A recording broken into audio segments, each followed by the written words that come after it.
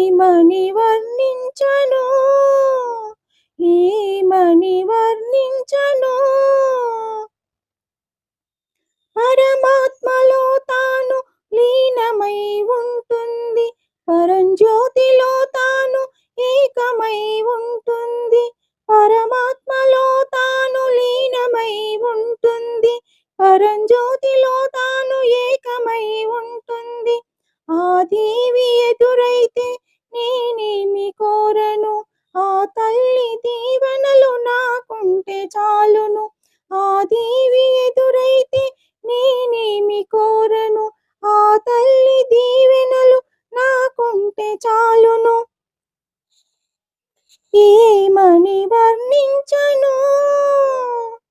ఏమని వర్ణించను అనురాగవల్లిని గాయత్రి మాతను